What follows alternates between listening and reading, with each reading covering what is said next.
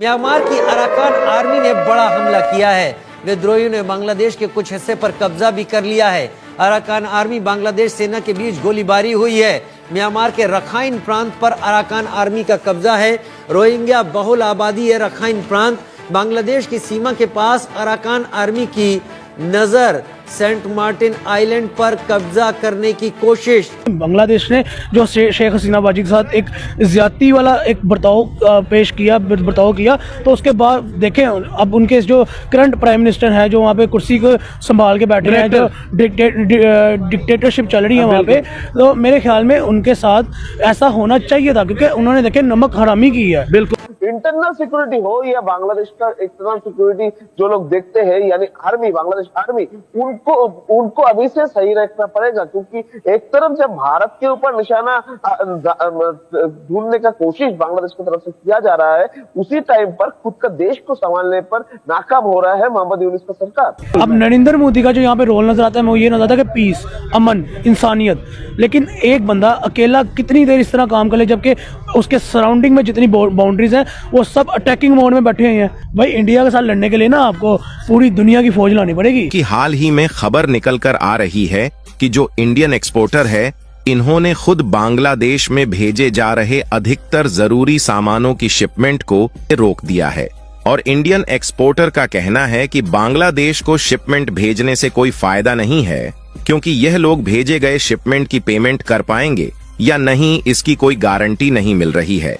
और साथ ही बांग्लादेश के हालात इतने ज्यादा गंभीर हो चुके हैं कि वहां की जो बैंक्स है उनकी भी सिचुएशंस पूरी तरीके से। आपको बता दें कि बांग्लादेश को अब जो है भारत का दुश्मनी बहुत ही ज़्यादा जो है अब महंगी पड़ती नज़र आ रही है।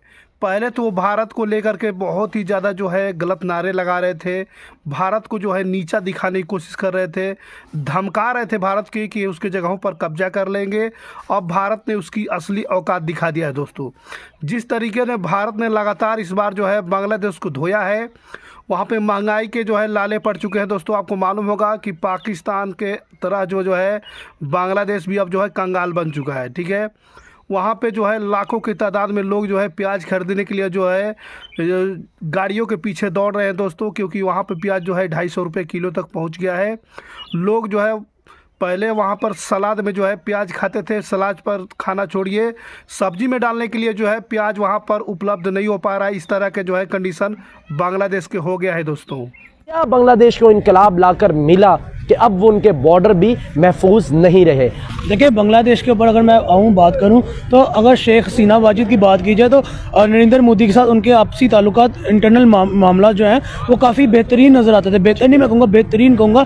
आपसी जो दो मुल्कों के आपसी ताल्लुकात फॉरेन मिनिस्ट्री के हिसाब से और प्राइम मिनिस्ट्री के हिसाब से जो थे बहुत स्ट्रॉन्ग नज़र आते थे कि लाइक वो कहते हैं ना कि ऐसे दो भाई थे जिनके बीच में से हवा भी नहीं गुजरती थी, वो एक चीज़ नज़र आती थी। जबकि देखें बांग्लादेश ने जो शेख हसीना बाजी के साथ एक ज्यादती वाला एक बर्ताव किया तो उसके बाद देखें अब उनके जो करंट प्राइम मिनिस्टर हैं जो वहाँ पे कुर्सी को संभाल के बैठे हैं, जो डिक्टेटरशिप चल रही है वहाँ पे, तो मेरे ख्याल में उनके साथ ऐसा होना चाहिए था क्योंकि उन्होंने देखे नमक हरामी की है। बिल्कुल ठीक है। मैं यहाँ पे ये वर्ड क्यों यूज़ करूँ क्योंकि आप अगर बांग्लादेश की हिस्ट्री उठा के देखें शेख हसीना वाजिद की प्राइम मिनिस्ट्री में तो गैस, बिजली, उनके साथ जो जितने भी एक्सटर्नल एक्सपोर्ट के मामला थे, इंडस्ट्रीज, उसके बाद इंडिया के अंदर उनका ऐसे आना जाना जैसे एक घर से निकल के दूसरे घर जा रहे हैं, ठीक है। ये चीज़ थी, ठीक है।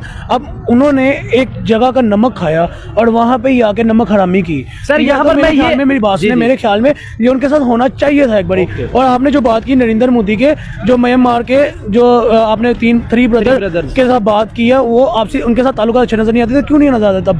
तब शेख हसीना वाजिद की गवर्नमेंट थी, ठीक है, तब वो प्राइम मिनिस्टर थी बांग्लादेश की, ठीक है। इसी वजह से उनके म्यांमार के जो थ्री ब्रदर के साथ जो है आपसी ताल्लुकात अच्छे नजर नहीं आते थे क्योंकि बांग्लादेश में एक ऐसा प्राइम मिनिस्टर बैठी थी, एक ऐसी खातून ही मैं कहूँगा, ऐसी एक शख्सियत बैठी थी जो कि बहुत लॉयल थी बांग्लादेश के साथ भी और अपने हमसाये मुल्क इंडिया के साथ भी, जिनके साथ उन्होंने एक अच्छा बॉन्ड मेंटेन किया हुआ था। अब जबकि उनके साथ ऐसे किया गया तो नरेंद्र मोदी का पहले हमें कोई एक्शन नजर नहीं आया। बिल्कुल नरेंद्र मोदी ने चुप करके शेख हसीना वाजिद को इंडिया के अंदर एक पनाह दी, उनको वहाँ पे सेव किया, ठीक है। तो उसके बाद बांग्लादेश ने इस चीज़ से भी चीर खा के स्टिल इंडिया के साथ आंखों में आंखें डालने की कोशिश की। अब नरेंद्र मोदी का जो यहाँ पे रोल नजर आता है वो ये नजर आता है कि पीस, अमन, इंसानियत, लेकिन एक बंदा अकेला कितनी देर इस तरह काम कर ले जबकि उसके सराउंडिंग में जितनी बाउंड्रीज हैं वो सब अटैकिंग मोड में बैठे हुए हैं। भाई इंडिया के साथ लड़ने के लिए ना आपको पूरी दुनिया की फौज लानी पड़ेगी। सर यहाँ पर एक बात और मेंशन करना बहुत ही जरूरी होगी।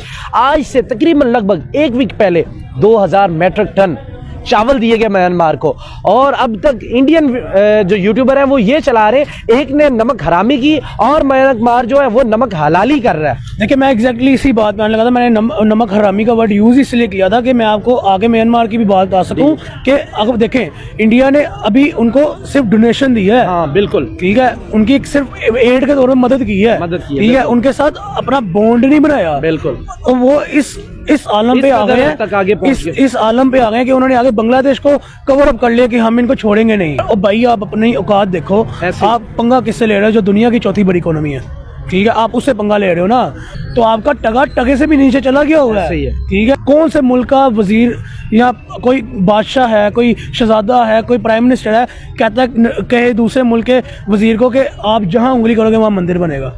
मुझे आप बता दें। बिल्कुल, ये सिर्फ एक दुबई जो है वो एक मुस्लिम स्टेट है ना, लेकिन ये नरेंद्र मोदी की जो मैं उनको अप्रिशिएट करूंगा कि जैसे उन्होंने पूरी ग्लोबल वर्ल्ड के ऊपर अपनी पकड़ मजबूत। क्योंकि इंडिया ने अपने आप को लोकली मैन्युफैक्चरिंग पॉइंट्स पे खड़ा रह के इतना डेवलप कर लिया, इतना इकोनॉमिकली स्ट्रॉन्ग कर लिया कि हर मुल्क उसके साथ ट्रेड करना चाहता है। तो पाकिस्तान की गोदी में जाके बैठने की सोच रहे हो, पाकिस्तानी वही चीज करेंगे आपके साथ जो उन्होंने पहले करी थी। ये लोग का नैरेटिव है कि भाई India doesn't want Bangladesh to survive. भाई साहब एक चीज बड़ा क्लियरली बोल दें, if that was so Bangladesh wouldn't have survived for this long. ये चीज बड़ा क्लियरली बोल रहा हूं मैं आपको। और आप लोगों ने अभी जो एंटागनिज्म करी है उसके बाद अब आपका फ्यूचर तो ऑब्वियसली ब्लीक होने वाला है। क्योंकि देखिए अब एक और बड़ी इंटरेस्टिंग सी खबर आई, बांग्लादेश की biggest textile park Beximco has closed, impacting 170 top textile factories। जो एक इनके पास जो चीज थी जिससे ये अपने देश को चलाते थे, एक्सपोर्ट्स करते थे, अब वो भी ठप हो रही है। और उसके अंदर मैं तो प्राउडली बोलता हूं भारत का पूरी तरह से हाथ है। हम तो पूरी तरह से खोखला करेंगे आपको, उसका कोई डाउट नहीं होना चाहिए आपको। तो देखिए यूनुस साहब कनेक्टेड टू टेररिस्ट ऑर्गेनाइजेशन, पाकिस्तानियों को अंदर लेके आ रहे हैं, रोहिंग्या के साथ खड़े हैं। तो आपको समझ में आ रहा होगा भारत का इंटरेस्ट अराकान के साथ क्यों है, और क्यों दूसरी तरफ से अभी एक फ्रंट खोलने की कोशिश क्या सक्सेसफुली फ्रंट खुल चुका है बांग्लादेश के लिए। सेंट मार्टिन आइलैंड जिसके साथ ये यूएस के साथ नेगोशिएशन करने की कोशिश कर रहे थे, बांग्लादेश आज वहां पर नहीं जा सकते। Thank you so much for Bangladesh to actually fall into this trap, क्योंकि आपका the only reason and the only person you need to blame for your problems today is only one man, and that man is called Mohammad Yunus, जो state department और USA के साथ conspiracy करके आप मोहम्मद यूनुस जो बांग्लादेश के संरक्षक बने हुए हैं दोस्तों, आपको मालूम होगा कि उनकी भी जो है पतलूनी गीली हो गई है। भारत ने इस तरीके से जो बेरुखी कर दिया है, बांग्लादेश को जो है पूरी तरह से बर्बाद कर दिया है। बॉर्डर तो बंद हो गया जब से आपको मालूम होगा कि शेख हसीना जो है बांग्लादेश छोड़कर भागी, तख्ता पलट हुआ, तब से भारत और बांग्लादेश के बीच 36 का आंकड़ा चल रहा है दोस्तों। अब उसका जो है बहुत ही भारी जो है अब इन लोगों को चुकाना पड़ रहा है। जिस तरीके से वहाँ पर हिंदुओं के साथ जो है गलत व्यवहार किया गया, मारपीट की गई दोस्तों, और उनके घर तोड़े गए, मंदिर भी तोड़े गए। इसी को लेकर के जो है युवा से भी बहुत ही बड़ा जो है अब अपना पैसा जो है मांग रहा है बांग्लादेश से। अब बांग्लादेश की सरकार जो है गिरती जा रही है दोस्तों, क्योंकि बांग्लादेश के अंदर जो सरकार इस समय चल रही है मोहम्मद यूनुस की है, हिंदू एंटी जो है बनी हुई है, हिंदुओं के खिलाफ सरकार बनी हुई है। वहाँ पे लोगों पे जो है किसी प्रकार के उन्हें सुरक्षित महसूस नहीं हो रहा है, जो वहाँ के हिंदू समुदाय के लोग हैं। इसी को लेकर के जो है अमेरिका से लेकर के जो है लोग काफ़ी ज़्यादा एग्रेसिव हैं। अमेरिका की सरकार जो है अपना पैसा मांग रही है, कर्ज वापस मांग रही है। साथ में जो है गौतम अडानी ने जो है जो बिजली वहाँ कम खर्चे में लोन पे जो है बिजली जो चला रहे थे, अब उन्होंने जो भी अपना बिजली बंद कर दिया है दोस्तों, और पैसा जो है मांग रहे हैं। तकरीबन में जो है 500-600 बिलियन डॉलर जो है मिलियन डॉलर हो गए हैं अडानी के, ठीक है। अब वहाँ पर महंगाई ऐसी हो जाएगी कि जो है पाकिस्तान से भी बेहाल जो है वहाँ की स्थिति बहुत ही बदतर होने वाली है। दोस्तों आप लोगों को मालूम होगा, न्यूज़ में भी देख सकते हैं किस तरीके से जो है प्याज के लिए लोगों के बीच जो है मारा मारी चल रहा है। दोस्तों आपको बता दें कि 300 रुपये लीटर जो है वहाँ पर जो है तेल पहुँच चुका है डीजल का। और इस तरीके से लेकर के महंगाई वहाँ पे लोग जो है काफ़ी ज़्यादा परेशान हो चुके हैं और पाकिस्तान इसको देखकर पूरा हैरान नज़र आ रहा है दोस्तों।